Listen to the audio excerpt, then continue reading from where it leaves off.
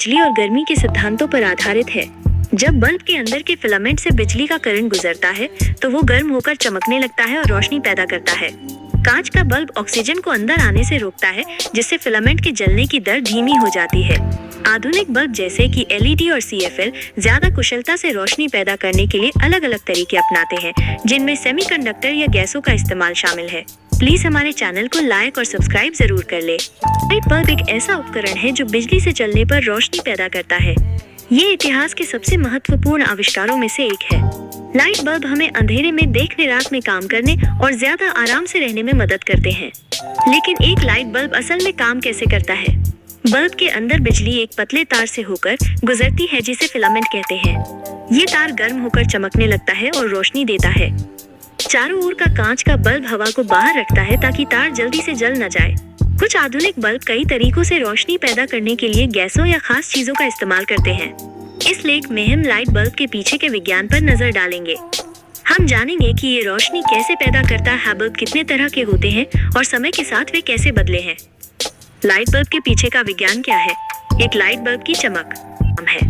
यह एक ऐसी प्रक्रिया है जिसमें किसी चीज को बहुत ज्यादा तापमान पर गर्म करने पर वो रोशनी छोड़ने लगती है। बल्ब के साधारण से डिजाइन में इसी सिद्धांत का इस्तेमाल होता है, जो एक दिलचस्प प्रक्रिया के जरिए बिजली की ऊर्जा को रोशनी में बदल देता है। जब आप लाइट का स्विच चालू करते हैं तो बिजली पावर सोर्स से निकलकर बल्ब के धातु वाले बेस में जाती है। इसके बाद बिजली अंदर के तारों से ऊपर की ओर जाती है। बिजली एक पतले घुमावदार तार तक पहुंचती है, जिसे फिलामेंट कहते हैं। ये आमतौर पर टंगस्टन का बना होता है। टंगस्टन का उपयोग इसलिए किया जाता है क्योंकि इसका गलनांक, मेल्टिंग पॉइंट बहुत ज्यादा होता है। फिलामेंट नाजुक होता है, जो बिजली के बहाव में काफी प्रतिरोध पैदा करता है। इस प्रतिरोध के कारण बिजली की ऊर्जा गर्मी में बदल जाती है। ये ठीक वैसा ही है जैसे आप अपने हाथों को आपस में रगड़कर गर्मी पैदा करते हैं। फिलामेंट बहुत ज्यादा गर्म हो जाता है भी। कभी इसका तापमान 500 डिग्री फ़ारेनहाइट 500 डिग्री सेल्सियस से भी ज्यादा पहुंच जाता है। ये तेज गर्मी टंगस्टन के परमाणुओं को उत्तेजित करती है, जिससे वे फोटोन यानी रोशनी के कणों के रूप में ऊर्जा छोड़ते हैं। इसी समय फिलामेंट तेजी से चमकना शुरू कर देता है और कमरे में रोशनी हो जाती है। फिलामेंट के चारों ओर मौजूद कांच के बल्ब को या तो वैक्यूम हवा निकालकर कर दिया जाता है या फिर उसमें आर्गन जैसी एक अक्रिय गैस भर दी जाती है। ये बहुत जरूरी है। टंगस्टन जलकर टूट जाता। अक्रिय गैस या वैक्यूम ऐसा होने से रोकता है, जिससे फिलामेंट लंबे समय तक सुरक्षित रूप से चमकता रहता है।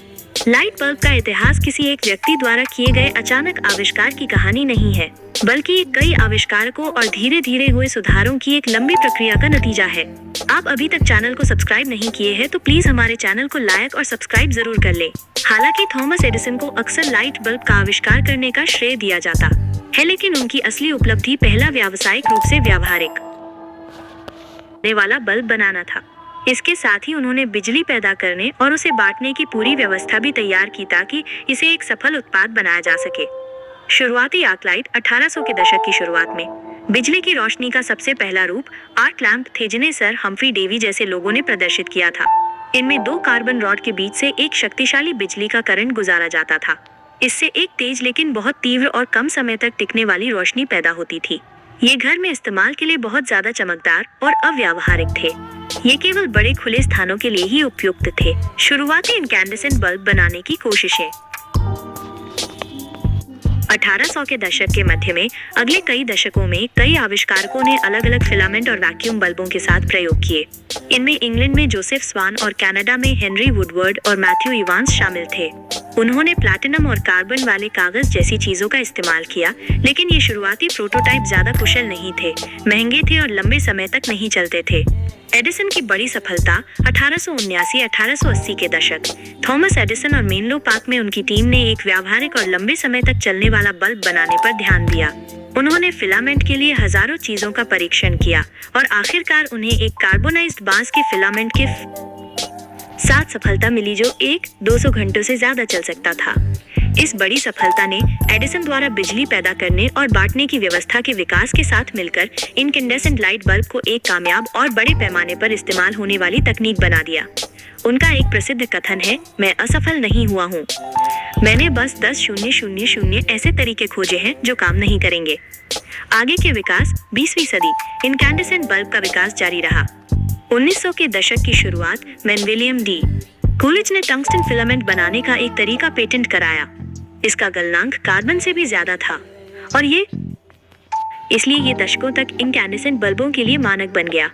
बाद में रोशनी के दूसरे रूप भी सामने आए, जिनमें 1930 के दशक में फ्लोरोसेंट लैंप और आखिरकार 20वीं सदी के अंत और 21वीं सदी की शुरुआत में बहुत ज्यादा ऊर्जा कुशल एलईडी लाइट एमिटिंग डायोड तकनीक शामिल है।